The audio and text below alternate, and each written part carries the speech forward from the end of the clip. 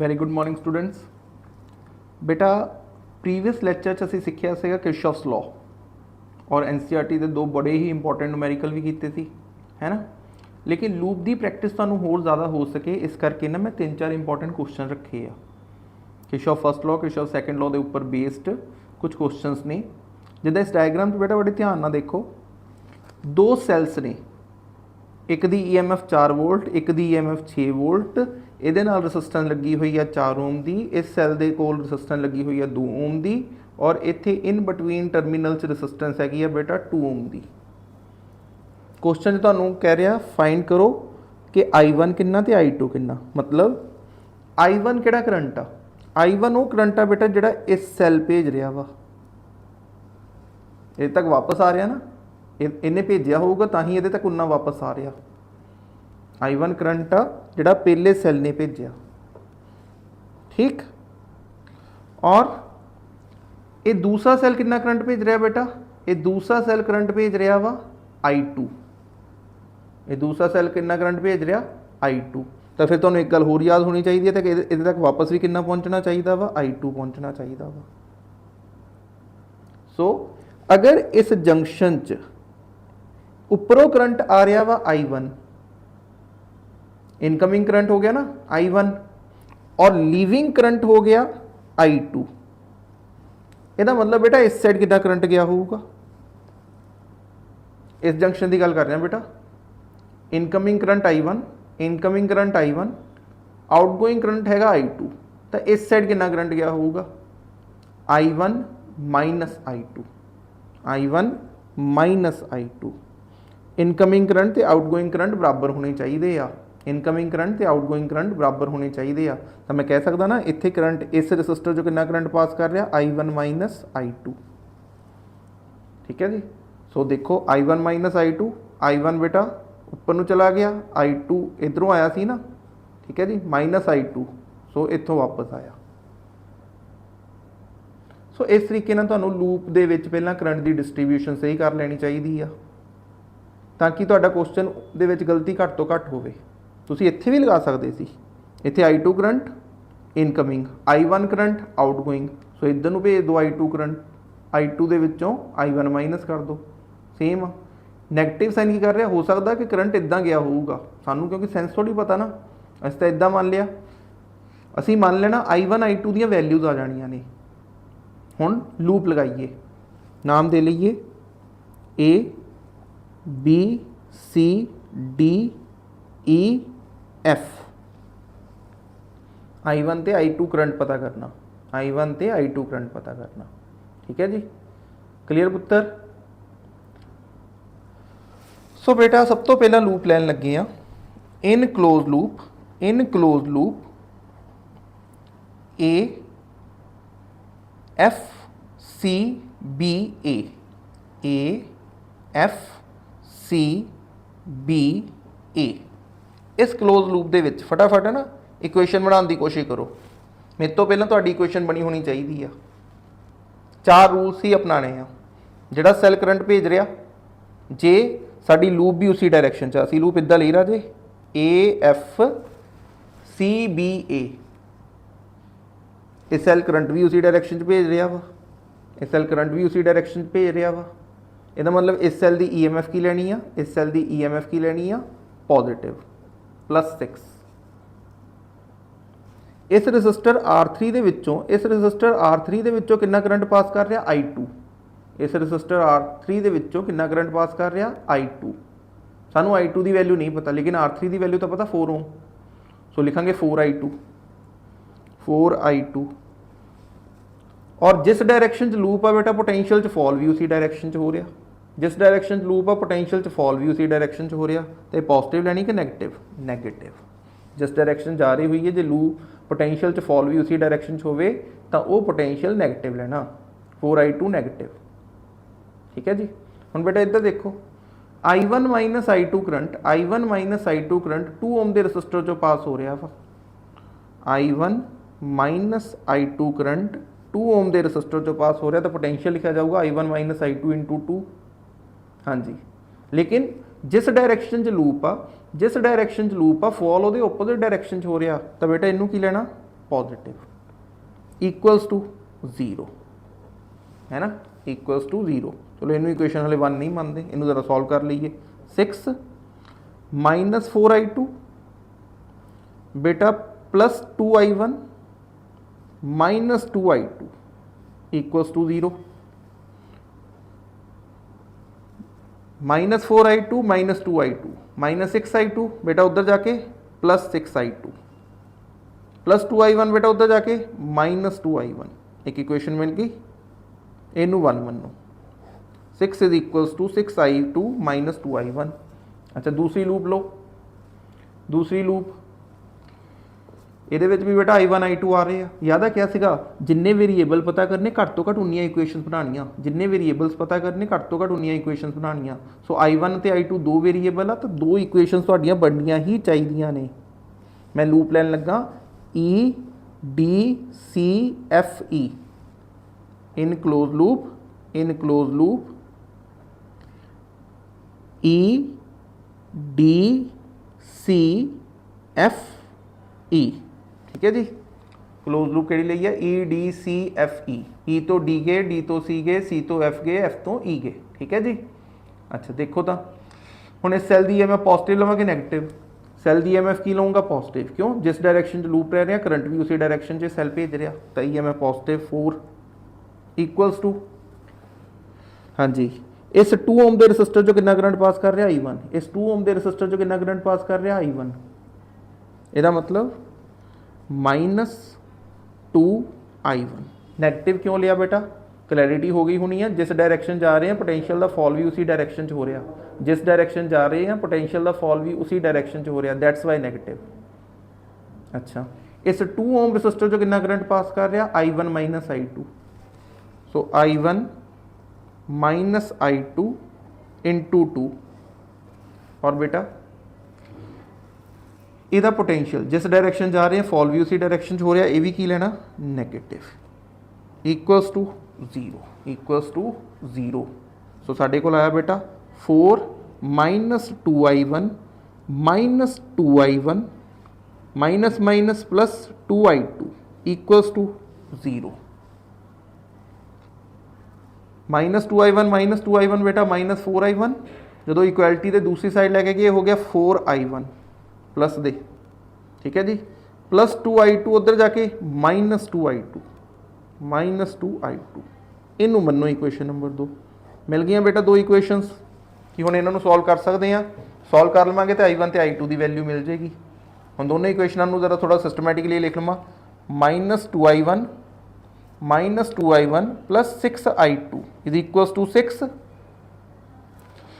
4i1 minus 2i2 is equals to 4, ठीक है बेटा। अगर इस इक्वेशन मैं मल्टीप्लाई कर देवां 2 दे नाल, जिहड़ी इस इक्वेशन बेटा फस्ट इक्वेशन सी जी मेरी, इनू अगर मैं मल्टीप्लाई कितना कर देवां 2 दे नाल, तो इक्वेशन की बन जानी minus 4i1 plus 6i2 12i2 is equals to 6 2 दा 12। और बेटा नीचे की है मेरे को 4i1 minus 2i2 is equals to 4। बेटा ऐड कर दो, जो दोनों ऐड करांगे i1 वाली टर्मा कैंसल हो गई, 12i2 minus 2i2, 12i2 minus 2i2 आ गया 10i2, 10i2 12 प्लस 4 बेटा 16, तो बेटा i2 की वैल्यू आ गई 1.6 एम्पीयर। हुण अगर i2 की वैल्यू आ गई कि i1 फाइंड हो जाएगा, यस किसी भी इक्वेशन च i2 की वैल्यू सबसटीट्यूट करो, किसी भी इक्वेशन च i2 की वैल्यू बेटा सबसटीट्यूट करो, तुहाडे कोल की आ जाएगा i1 की वैल्यू आ जाएगी। आई होप क्वेश्चन सब नूं क्लीयर हो गया होगा, ठीक है। आ जाओ नैक्सट क्वेश्चन ते बेटा i1 फाइंड कर लियो जरूर।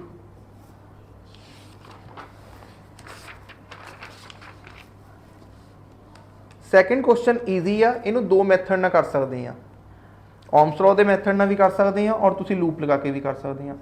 लूप लगा के भी 1 मिनट ही आना बेटा, और ओम्स लॉ यूज़ करोगे तो भी 1 मिनट ही आएगा। अच्छा इत्थे रजिस्टर की वैल्यू भूल गई, चलो कोई मान लो 1 ओम मान लो। Determine the current in the circuit, determine the current in the circuit, ठीक है।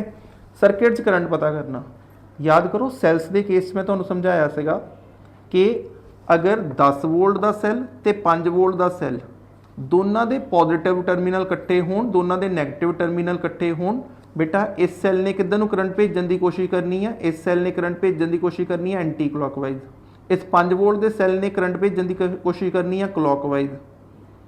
हुण ज़्यादा स्ट्रोंगर सैल किहड़ा वा 10 वोल्ट, इसका मतलब सर्किट च करंट फ्लो करेगा एंटी क्लॉकवाइज। मान लीजिए आई, इसी आई नूं असीं पता करना वा, इसी आई नूं असीं पता करना वा। हुण चाहे किरचॉफ्स लॉ लगा लो, चाहे तुसीं ओम्स लॉ लगा लो, ठीक है। आपां किरचॉफ्स लॉ ही हुण पढ़दे पे तां उहदे अकॉर्डिंग कर लईए, है ना। सो एक लूप लई, इस लूप दे विच बेटा इस 10 वोल्ट दी, इस सैल दी EMF 10 वोल्ट है ना, इस सैल दी EMF 10 वोल्ट आ, पॉजिटिव लैनी कि नैगेटिव, जिस डायरैक्शन च असीं लूप लई आ, जिस डायरैक्शन च लूप लई आ, इस सैल ने करंट भी उसी डायरैक्शन च भेजना वा। दैट्स वाई इहदी EMF की लवांगे बेटा पॉजिटिव, सो प्लस 10 वोल्ट। इस सैल की EMF की लैनी आ, इन्हें तुहानूं पता इस सैल ने करंट किधर नूं भेजना, इस डायरैक्शन च, इस सैल ने करंट भेजना इस डायरैक्शन च, लूप के ऑपोजिट। इसका मतलब यदि EMF की लओगे नैगेटिव -5 वोल्ट, ठीक है जी। आई करंट इस रजिस्टर चो पास होया जिहदी रजिस्टेंस हैगी 1 ओम, की लिखा बेटा 1 आई, पॉजिटिव लिखना कि नैगेटिव, कमेंट सैक्शन च आंसर दिओ, पॉजिटिव लिखना कि नैगेटिव, नैगेटिव। जिस डायरैक्शन च असीं जा रहे हैं पोटेंशियल च फॉल भी उसी डायरैक्शन च हो रहा, दैट्स वाई नैगेटिव -आई। और इस रजिस्टर चो भी कितना करंट पास कर रहा बेटा आई, इस रजिस्टर चो भी कितना करंट पास कर रहा आई। जिस डायरैक्शन असीं लूप लई पोटेंशियल च फॉल भी उसी डायरैक्शन च हो रहा वा, -2i इक्वल्स टू 0। देखिया असीं किरचॉफ्स लॉ लगाया। सो 10 - 5 5, -i -2i -3i बेटा किहदे बराबर 0 दे, 5 - 3i 0 के बराबर। सो बेटा 5 इज इक्वल्स टू 3i और i is equals to 5/3 ampere, 5/3 ampere, 5 divided by 3 ampere. I hope सबनों क्वेश्चन क्लीयर होगा। असीं सिंपली किरचॉफ्स लॉ अप्लाई किया, किरचॉफ्स और लूप किदां लईए जरा ध्यान नाल देख लियो, एंटी क्लॉकवाइज। सो 10 वोल्ट की EMF पॉजिटिव, 5 वोल्ट की EMF नैगेटिव, इस सैल की EMF पॉजिटिव लई, इस सैल की EMF नैगेटिव लई। पोटेंशियल ड्रॉप रस्ते दे विच ही आए थे, जिस डायरैक्शन असीं जा रहे थे उसी डायरैक्शन फॉल हो रहा सी, इस करके नैगेटिव दोनों ले। Answer is 5 divided by 3 ampere. ठीक, आ जाओ एक होर करिए क्वेश्चन ये बेस ते। कहंदा in the circuit shown below find the current through branch BD। इस BD ब्रांच चो कितना करंट आएगा, इस BD ब्रांच चो कितना करंट फ्लो करेगा, कैलकुलेट करना। ठीक है। सो बेटा देखो इस सैल ने अगर मान लीजिए करंट भेजा I1, जे I1 करंट भेजा तो वापस भी I1 लेके आना, ठीक है।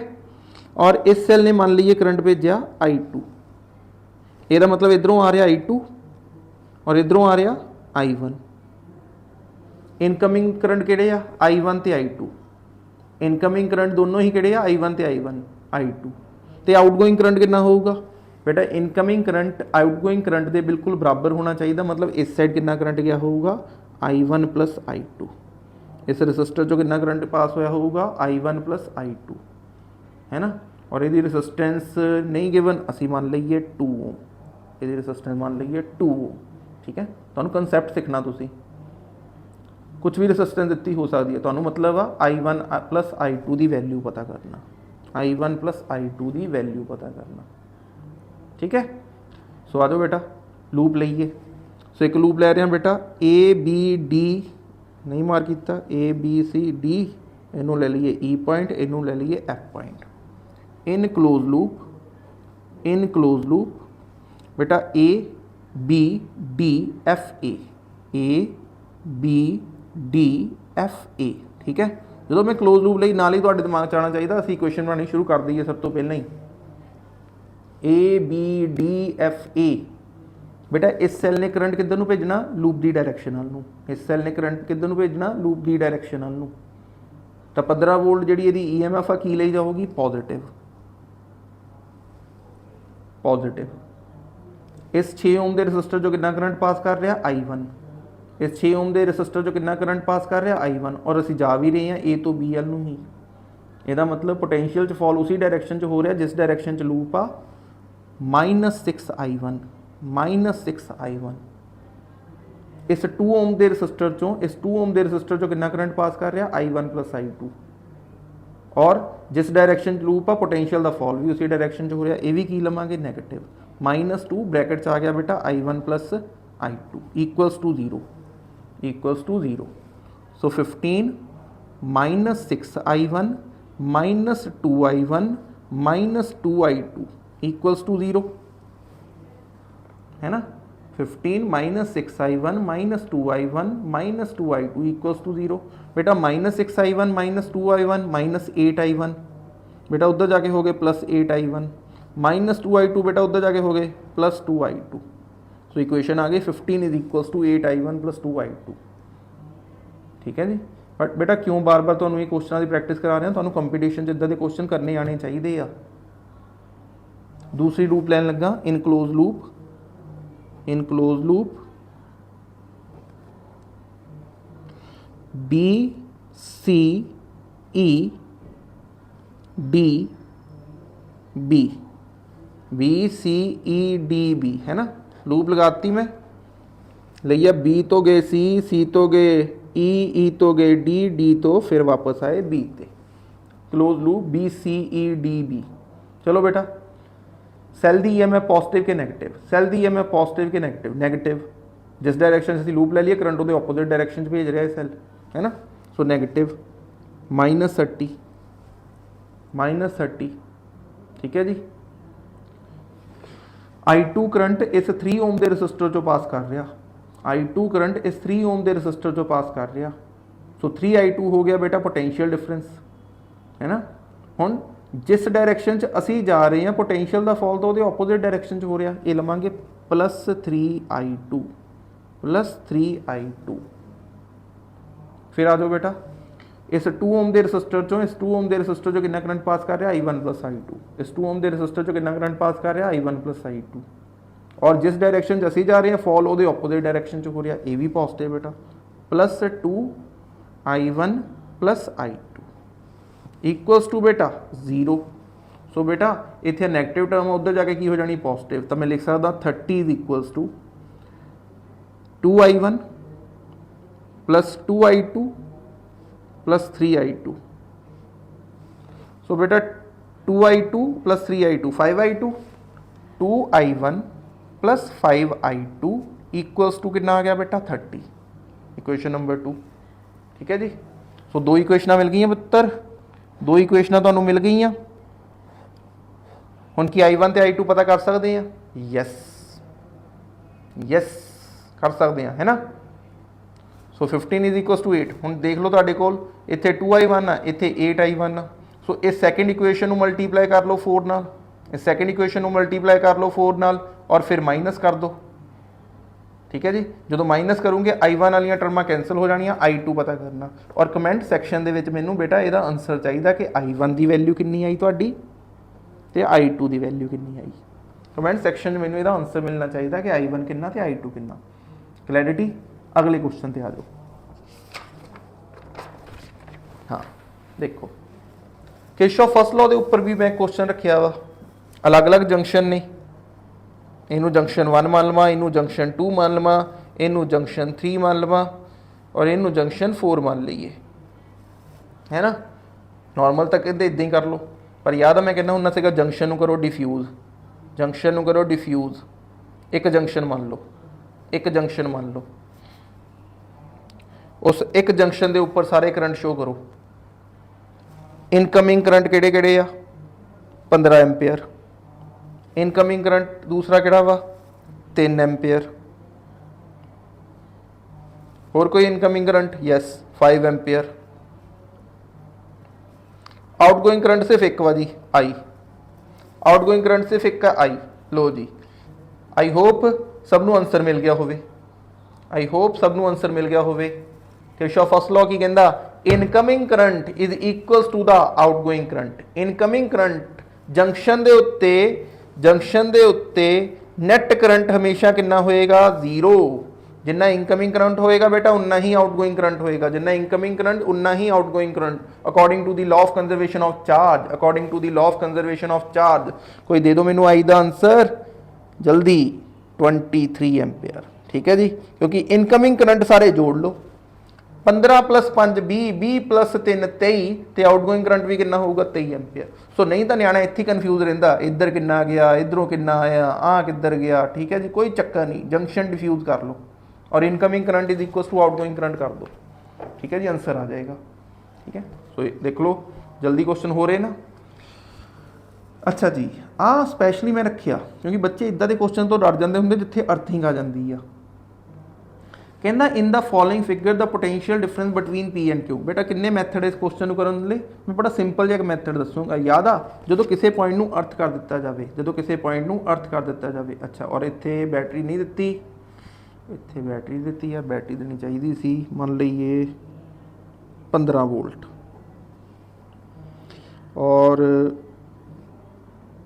आ मान लीए रसिस्टेंस हैगी आ 5 ओम।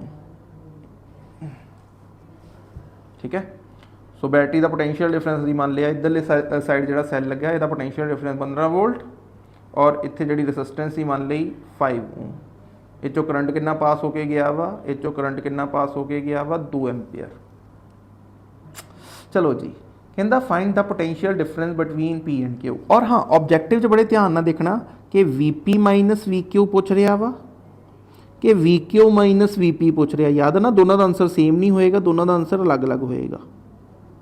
We P minus V Q तो V Q minus V P, जे एक पॉजिटिव है तो दूसरा नैगेटिव, जे एक पॉजिटिव है तो बेटा दूसरा नैगेटिव। ठीक है, आ जाओ याद करो, अर्थिंग का पोटेंशियल कितना पढ़ाया, अर्थिंग का पोटेंशियल कितना पढ़ाया 0 वोल्ट।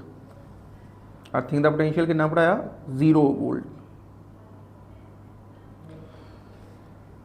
और इधरली साइड भी अर्थिंग है, मतलब इधर भी पोटेंशियल कितना 0 वोल्ट। इधर भी अर्थिंग है, इधर भी पोटेंशियल कितना राजे 0 वोल्ट। कोई दसेगा पी पॉइंट का पोटेंशियल कितना। इन्हां दोनों दे विच इस पी पॉइंट ते इस अर्थिंग दे विच, इस पी पॉइंट ते इस अर्थिंग दे विच सिर्फ की लगी हुई है, एक बैटरी 15 वोल्ट की, इहदा पोटेंशियल 0, पी पॉइंट का पोटेंशियल। हुण देखो तुहानूं एक गल की क्लैरिटी हो रही कि इस सैल ने करंट इधर नूं भेजना, इस सैल ने करंट इधर नूं भेजना वा, है ना। सो पी पॉइंट का पोटेंशियल दस्सण की किरपालता करो जी, कि पी पॉइंट का पोटेंशियल दस्सण की किरपालता करो, थोड़ी जी दिमाग लगाओ, आंसर तुहाडे कोल आ। देखो बेटा जी, पी पॉइंट ते ई पॉइंट दे विच पोटेंशियल डिफरेंस 15 वोल्ट आ, पी पॉइंट ते ई पॉइंट च पोटेंशियल डिफरेंस 15 वोल्ट आ, पी पॉइंट ते ई पॉइंट च पोटेंशियल डिफरेंस 15 वोल्ट आ। तो पी पॉइंट का पोटेंशियल कितना होएगा, पी पॉइंट ते इस E1 पॉइंट च पोटेंशियल डिफरेंस मैं कह रहा 15 वोल्ट आ, तो पी पॉइंट का पोटेंशियल कितना होएगा। अगर ये हैगा 0 वोल्ट तो पी पॉइंट का पोटेंशियल कितना होया। बेटा ये देखो, ये बैटरी के किहड़े टर्मिनल नाल कनैक्टेड आ, ये बैटरी के किहड़े टर्मिनल नाल कनैक्टेड आ, नैगेटिव। ਇਹਦਾ पी पॉइंट का पोटेंशियल है जी -15 वोल्ट, -15 वोल्ट। देख लो पोटेंशियल डिफरेंस 0, हाँ पोटेंशियल डिफरेंस 15 वोल्ट आ गया जी। पी ते देखो बेटा, इस बैटरी के क्रॉस जो पोटेंशियल होंगे ना, it is the potential difference between the negative and positive point. हुण इस पॉजिटिव पॉइंट का पोटेंशियल अर्थिंग ना जो जोड़ता 0 हो गया, है ना। सो अर्थिंग ना जो जोड़ता इहदा दा पोटेंशियल हो गया 0। सो पी पॉइंट का पोटेंशियल कितना होएगा -15 वोल्ट।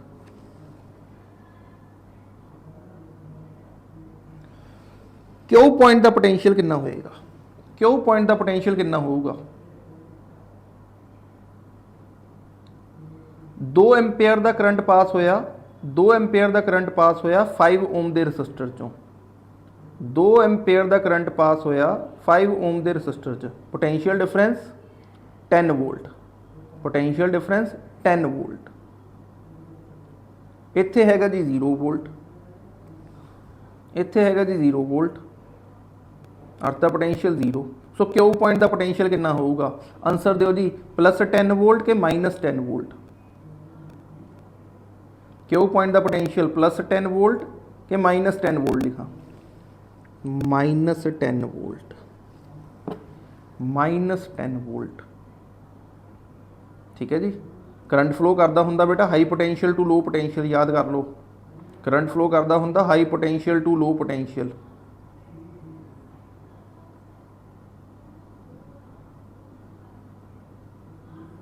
इस रजिस्टर के क्रॉस जो करंट आ 2 एंपीयर का वा, सो दैट्स वाई आ पॉजिटिव आ नैगेटिव, सो ये -10 वोल्ट आएगा, ये -10 वोल्ट आएगा। हुण पी पॉइंट का पोटेंशियल पता लग गया, क्यू पॉइंट का पोटेंशियल पता लग गया बेटा। V P minus V Q अगर पूछ लैन, V P minus V Q अगर पूछ लैन तो -15 +10, आंसर आ गया जी -5 वोल्ट। जे V Q minus V P पूछ लैन, -10 +15, आंसर आ गया जी +5 वोल्ट। और इदा के क्वेश्चन कंपीटीशन च तुहानूं पुछदे आ, इदा के क्वेश्चन तुहानूं कंपीटीशन च राजे पुछने आ उन्होंने।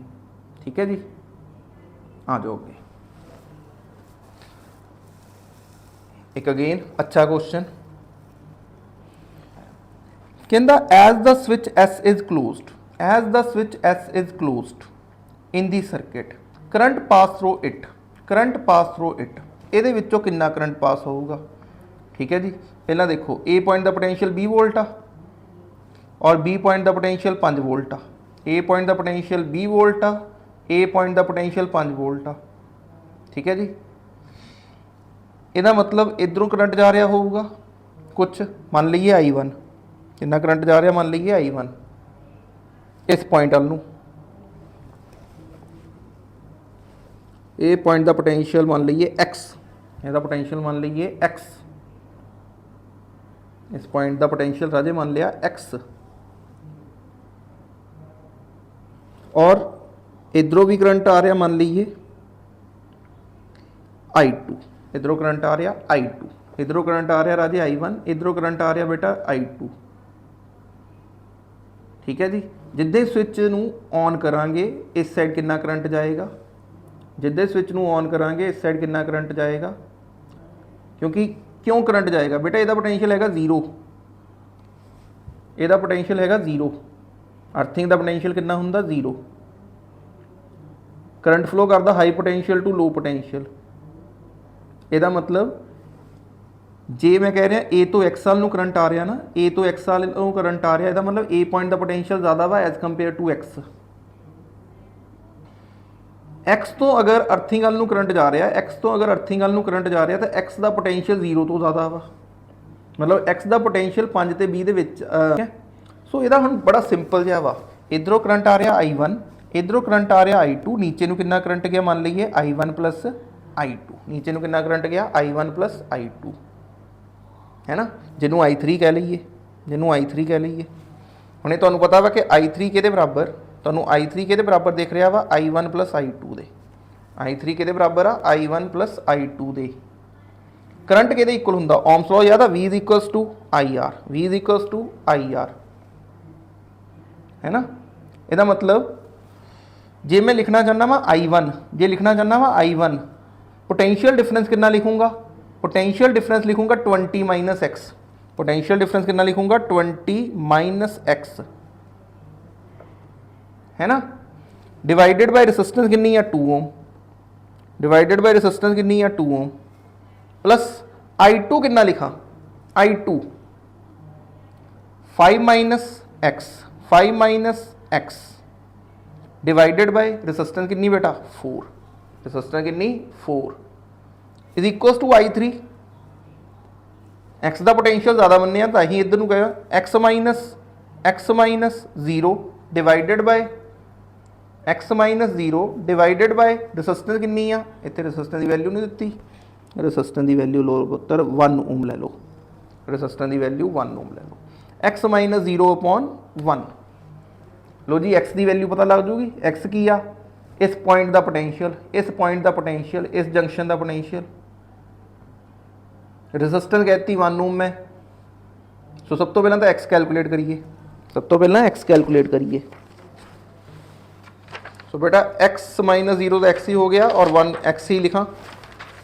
x के बराबर आ 20 minus x upon 2 plus 5 minus x upon 4। ठीक है जी, एलसीएम कितना आ गया बेटा 4। 2 into 20 minus x plus 5 minus x plus 5 minus x और इधर की पिया बेटा x। 4 ਨੂੰ इधर लै जाके मल्टीप्लाई करो 4x is equals to 40। 4x is equals to 40 minus 2x plus 5 minus x divided by कुछ नहीं लिया है ना 4 तो उधर ही लैके 545 minus 2x minus x minus दे 3x minus 2x minus x minus दे 3x उधर जाके बेटा plus 4x plus 3x 7x 7x आ गया 45 तो x की वैल्यू 45 डिवाइडेड बाय 7। हाँ जी बेटा हुण एक्स पॉइंट का पोटेंशियल मिल गया 45 बाय 7 वोल्ट। सो हुण असीं करंट कैलकुलेट कर सकते हैं। रजिस्टर कितनी सी 1 ओम, रजिस्टर कितनी सी 1 ओम। पोटेंशियल डिफरेंस कितना 45 बाय 7 वोल्ट। पोटेंशियल डिफरेंस तुहाडा पोटेंशियल डिफरेंस कितना आ गया बेटा 45 डिवाइडेड बाय 7 वोल्ट और रजिस्टेंस कितनी लगी हुई है 1 ओम की। इसका मतलब I3 के बराबर होएगा V upon R 45 by 7 divided by 1 answer आ जाना 45 बाय 7 एम्पीयर। 45 by 7 ampere. अच्छा क्वेश्चन है बेटा कंपीटीशन च आया हुआ वा। ठीक है, आ जाओ हुण असीं क्वेश्चन तो कर ले, हुण नैक्सट कंसैप्ट की तैयारी करिए। Next concept Wheatstone bridge. Wheatstone bridge, Wheatstone bridge. ठीक है जी, पहले इनू ध्यान दे नाल समझियो, ज़्यादातर ये नुमैरिकल आने हैं तुहानू। ठीक है जी, और ये नुमैरिकल तो तुसी कर भी ले कई। ਇਹਦਾ प्रिंसीपल समझिए और इनू डायग्राम नू भी ध्यान नाल देखना। ਇਹਦਾ प्रिंसीपल समझना, ਇਹਦਾ डायग्राम और ये तुहानू क्वेश्चन भी आ जाता हुंदा कि ਇਹਦਾ प्रूफ भी करो। व्हीटस्टोन ब्रिज का प्रूफ भी करो using Kirchhoff second law.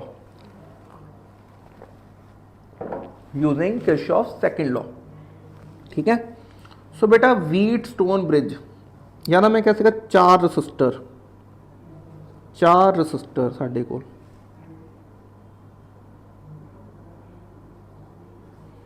P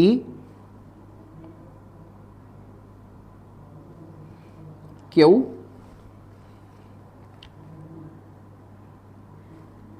R S। ये 4 रसिस्टर एक ब्रिज फॉर्म कर रही ने PQRS। ठीक है जी, और अगर इनू जोड़ दईए एक बैटरी नाल या एक सैल नाल, मान लीए बैटरी नाल जोड़िया, उस बैटरी का पोटेंशियल डिफरेंस है V, उस बैटरी का पोटेंशियल डिफरेंस V।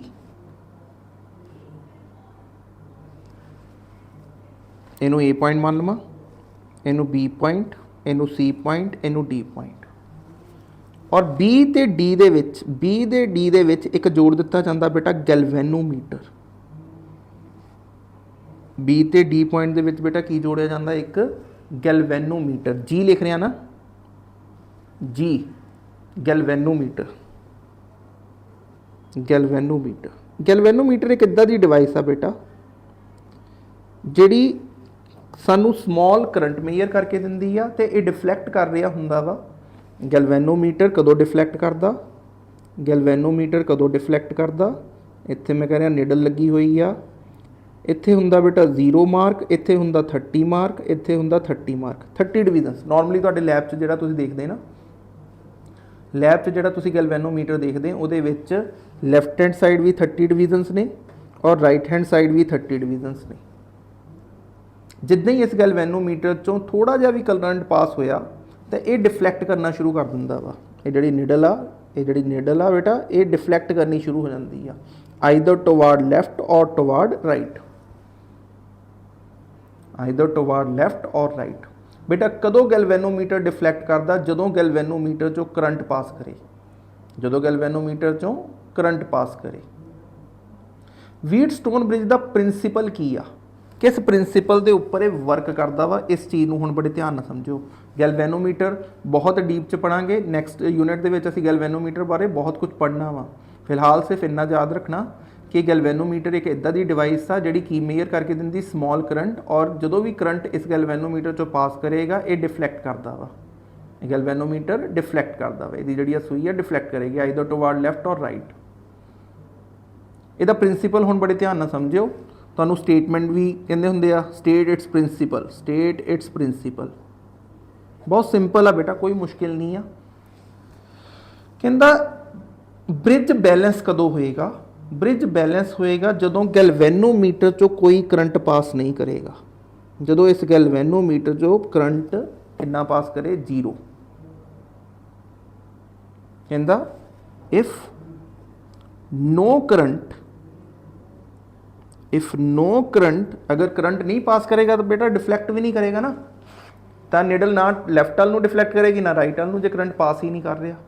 ਕਹਿੰਦਾ if no current is passed through galvanometer,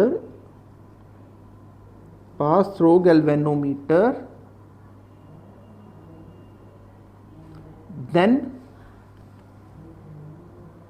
bridge is said to be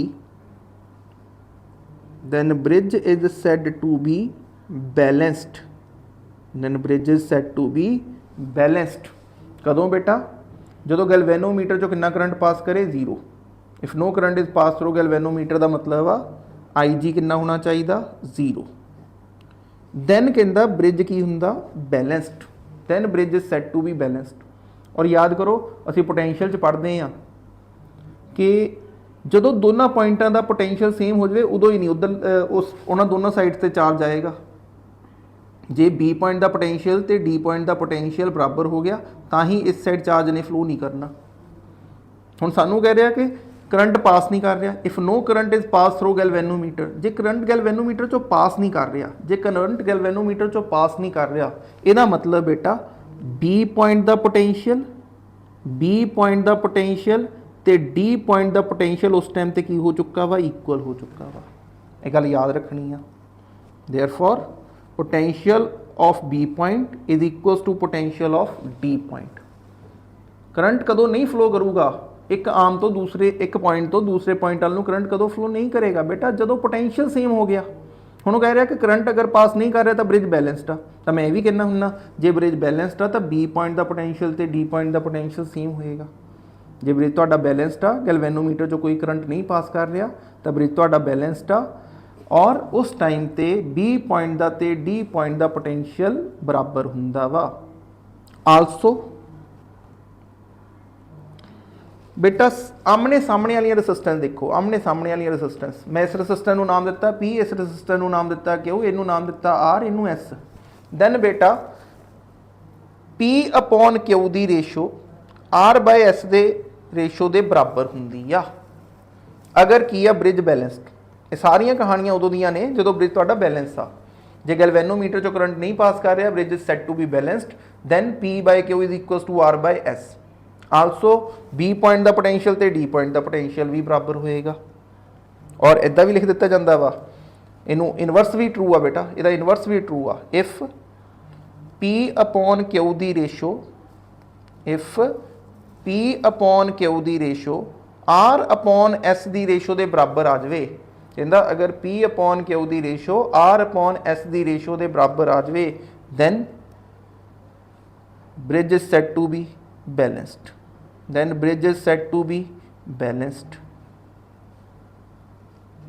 और जे ब्रिज बेटा बैलेंस हो चुका, देन ਇਹਦਾ ਮਤਲਬ ਗੈਲਵੈਨੋਮੀਟਰ 'ਚ ਕੋਈ ਕਰੰਟ ਪਾਸ ਨਹੀਂ ਕਰੇਗਾ, then IG is equals to 0। ਜਿੱਦਾਂ ਮਰਜ਼ੀ ਸਟੇਟਮੈਂਟ ਦੇ ਦਿਓ, ਤੁਹਾਨੂੰ ਚੀਜ਼ ਸਮਝ ਆਣੀ ਚਾਹੀਦੀ ਆ।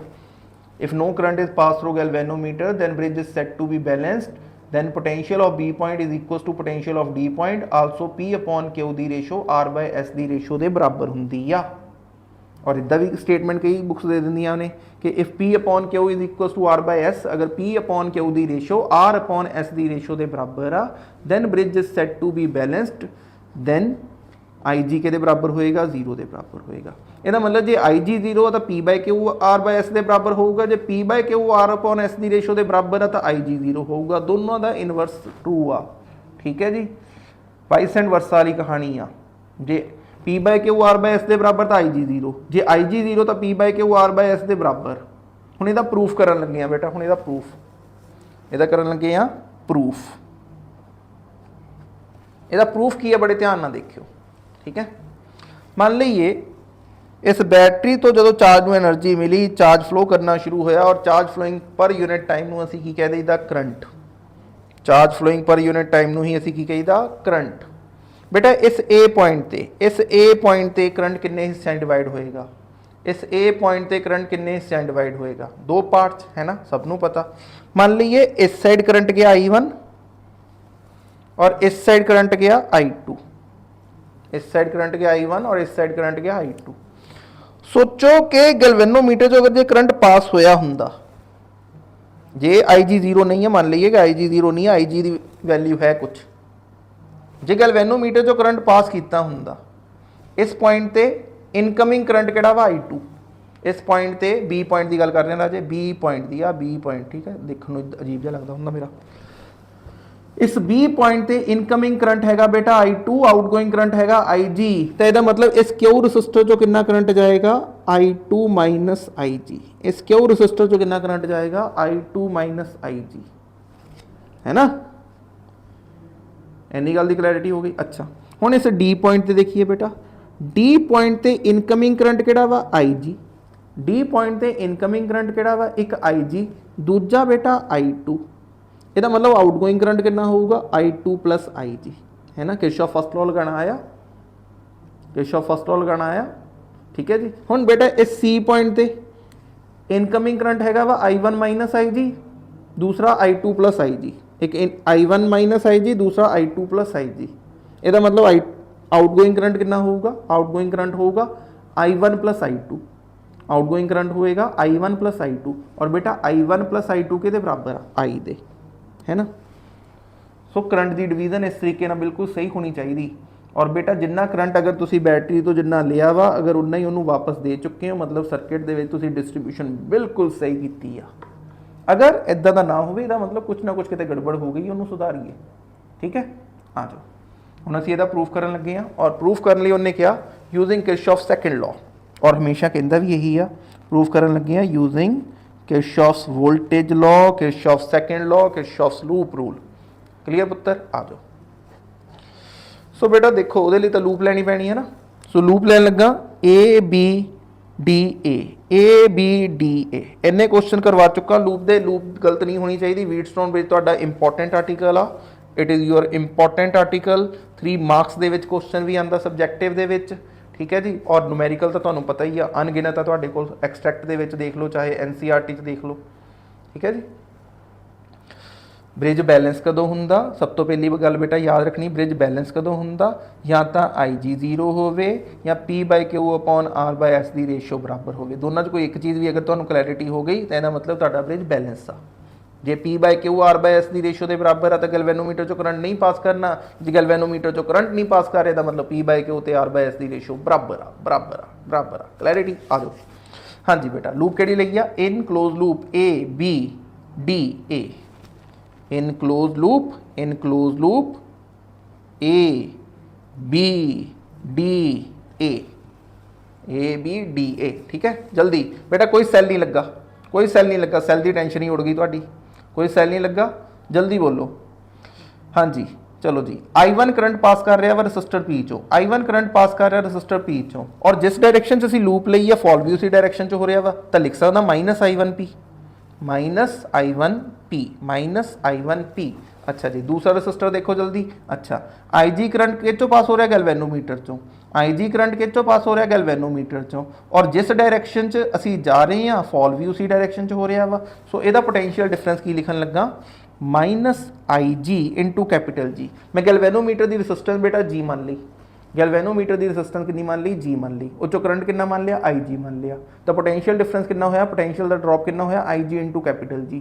नैगेटिव क्यों लिया, क्योंकि जिस डायरेक्शन च लूप सी, जिस डायरेक्शन च लूप सी फॉल उसी डायरेक्शन च होया सी, ठीक है। हुण एक रसिस्टर बचा बेटा R, ये रसिस्टर बचा R, और इचों करंट कितना पास कर रहा, इचों करंट कितना पास कर रहा I2, इचों करंट कितना पास कर रहा I2, ठीक है जी। सो जल्दी बोलो, I2 ਤੇ R ਦਾ ਪ੍ਰੋਡਕਟ, I2 ਤੇ R ਦਾ ਪ੍ਰੋਡਕਟ ਪੋਜ਼ਿਟਿਵ ਕਿ ਨੈਗੇਟਿਵ, I2 ਤੇ R ਦਾ ਪ੍ਰੋਡਕਟ ਪੋਜ਼ਿਟਿਵ ਕਿ negative, positive equals to zero. इनू इक्वेशन नंबर 1 लिख लो, कोई दिक्कत नहीं। Minus I1P minus IG into capital G plus I2 into capital R equals to zero. ठीक है, आ जाओ जी। हुण दूसरी लूप लैन लगा, दूसरी लूप लैन लगा बेटा, लूप लैन लगा BCDB। BCDB किद्दां चलांगे आपां, B तो C जावांगे, C तो D जावांगे, D तो B जावांगे। BCDB in closed loop BCDB है ना। आ जाओ, आई होप तुसी इक्वेशन नाल दी नाल देखो और तुहानू क्लैरिटी होनी चाहिए है। इक्वेशन जो लिखी जा रही है बिल्कुल ठीक आ। I2 minus IG current, I2 minus IG current register Q चो पास कर रहा, I2 minus IG current register Q चो पास कर रहा, और जिस डायरैक्शन च असीं जा रहे हैं फॉल भी उसी डायरैक्शन च हो रहा, तो आंसर की लेना इहदा नैगेटिव, साइन की लगाना negative. Minus I2 minus IG, I2 minus IG into Q, I2 minus IG into Q. ठीक है जी। अच्छा, दूसरा रजिस्टर S, दूसरा रजिस्टर बेटा S, जिस डायरैक्शन च असीं जा रहे हैं फॉल उहदे ऑपोजिट डायरैक्शन च हो रहा वा। ਇਹਦਾ मतलब I2 प्लस IG करंट इस रजिस्टर S चो पास कर रहा, पोटेंशियल डिफरेंस कितना लिखा जाऊगा या पोटेंशियल ड्रॉप कितना लिखा जाऊगा, I2 plus IG into S, I2 plus IG into S positive लवांगे, plus I2 plus IG into S। अच्छा, P इत्थे I1 सी बेटा, इत्थे I1 सी, I1 minus IG, I1 minus IG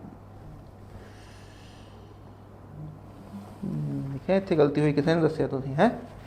I1 current आया सी ना, I1 करंट आया सी, ये आया सी I1 माइनस IG, इत्थे I1 माइनस IG, गलती किसी ने नहीं दसी तुसीं, I1 माइनस IG सही कर लो है ना, बाकी ठीक है ना। I2 IG इधर गया I2 plus IG, I1 minus IG, ठीक है। आ जाओ,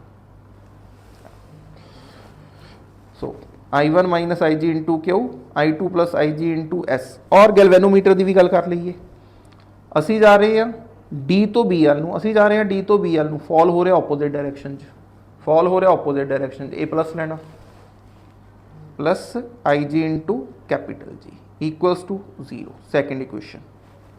हुण जरा प्रिंसीपल याद करो, ज़रा प्रिंसीपल याद करो। प्रिंसीपल कहता कि गैल्वेनोमीटर चो अगर करंट पास नहीं करेगा तो P/Q ते R/S की रेशो बराबर होएगी।